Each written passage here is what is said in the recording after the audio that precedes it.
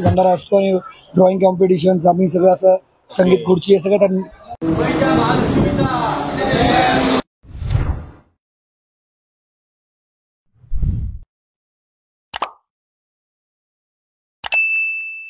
Video पूर्ण पहा आणि आवडल्यास नक्की सबस्क्राईब करा. धन्यवाद. तर तुम्ही बघू शकता मित्रांनो, मला जायचं आहे गोरेगावला आणि आत्ताच माझ्या मनात विचार आला की गोरेगावची ट्रेन लागावी आणि बरोबर गोरेगावची ट्रेन लागली आहे. बघा किती भाग्य आहे माझं.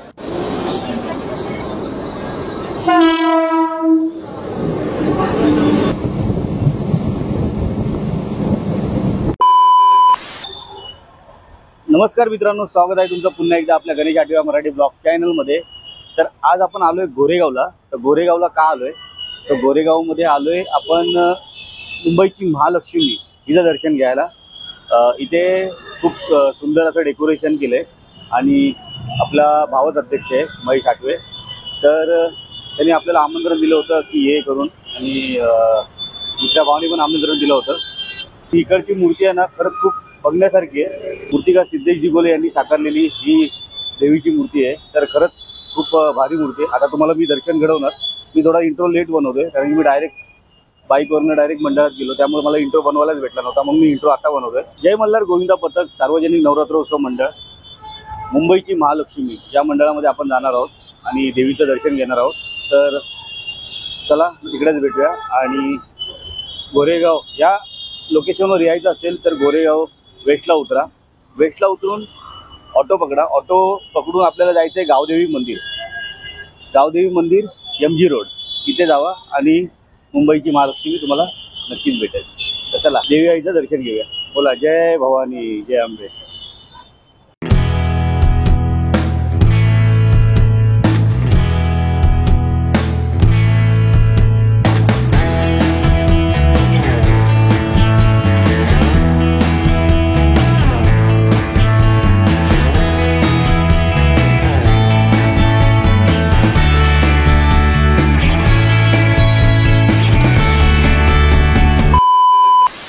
तर आता आपण आलोय मुंबईची महालक्ष्मी जय मल्हार गोविंदा पथक सार्वजनिक नवरात्रोत्सव मंडळ वर्ष 5वे आणि खूप सुंदर असं डेकोरेशन केलेलं आहे. तुम्ही बघू शकता.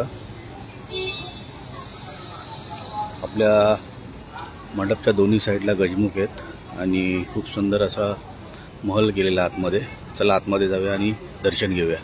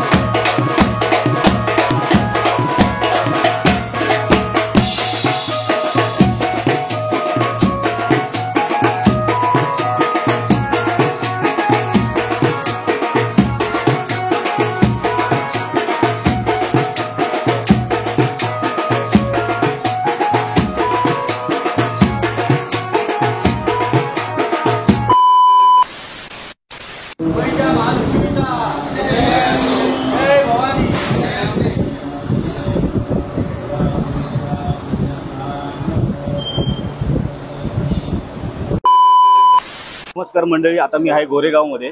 गोरेगावमध्ये कुठे तर आपण आहे मुंबईची महालक्ष्मी या मंडळामध्ये.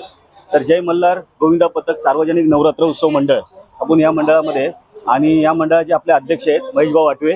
तर माझा भावच आहे, पण विचारूया की मंडळाबद्दल थोडीशी माहिती घेऊया आपण. नमस्कार. तर मंडळाचे काय म्हणजे उपक्रम, सामाजिक उपक्रम काय असतात वर्षभर, की फक्त नवरात्री उत्सव मर्यादित असतो? आपलं हे 5 वर्ष आहे आणि हे आपण एवढं मोठं केलंय की सगळ्यांना आवडतंय. आणि आपला 2019-7 पासून दहीहंडी पथक आहे. ओके. त्याला 19 वर्ष झाले. मुंबईची महालक्ष्मी आणि नवरात्र हे आम्ही 5वं वर्ष आहे. आणि याच्यामध्ये आरोग्य शिबिर, ब्लड डोनेशन, रोज लोकांना भंडारा, आणि बायकांना आरत्या असतात, बायकांसाठी उपक्रम असतात दुसरे नवीन हे 9 दिवसात अशी कार्यक्रम असतात. आणि रोज भंडारा असतो काय? रोज भंडारा असतो? हो, रोज भंडारा असतो. आणि ड्रॉइंग कॉम्पिटिशन्स, आम्ही सगळं असं संगीत खुर्ची हे सगळं कॉमन आहे, ते आम्ही ठेवतोच. आणि ह्या सगळ्यांच्या मागे एक मला कार्यकर्ते लागतात, जे माझे मित्रमंडळी आहेत, भावासारखे आहेत. ते या त्या मित्रमंडळीशिवाय हा कार्यक्रम एवढा मोठा आणि असा होऊ शकत नाही. पण त्यांचा आशीर्वाद आहे, मी अध्यक्ष आहे, आणि त्यांच्याच मेहनतीवर मी एवढा मोठं झालेलो आहे. आणि देवी पण एवढी मोठी करतो आम्ही. आणि याच्यामध्ये विभागामध्ये ही देवी मोठी आहे.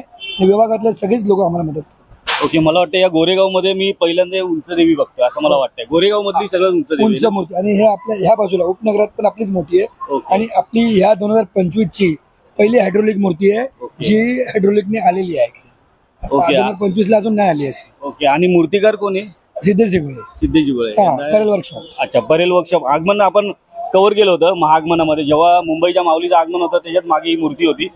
तर आगमन सोहळा पण आपण कव्हर केला होता. आणि या मंडळाचे भरपूर उपक्रम असतात. दहीहंडी पथक पण आहे, की दरवर्षी 8 थरच्या बेसवर लावतात ना, 8 थर वगैरे लावतात ना. तर आम्ही 8 थर लावतो 80 पोरात, 4च्या बेसवरती. ओके. मुंबई मधलं पहिलं पथक असेल, दुसरं पथक पहिलं पथक आमचंच आहे, 4च्या बेसवर लावतं. यावेळी शिवनेरी कांजूरमार्गने 4च्या बेसवरती 9 थर लावले, म्हणून ते नावाजलं गेलं. आम्ही पण 4च्या बेसवरती 2015 पासून 8 थर लावतो, असं आहे. तर खरंच आपल्याला वेळात वेळ देऊन महेश भाऊ वाटवे यांनी थोडीशी माहिती दिली, त्याबद्दल मनापासून धन्यवाद. तुम्ही वेळात वेळ करून आल्याबद्दल मी पण आभार मानतो तुमचे. धन्यवाद. धन्यवाद. बोला मुंबईच्या महालक्ष्मीचा विजय असो. जय भवानी. जय शिवाजी. आपल्यासोबत आपला दुसरा भाऊ आहे लव वाटवे.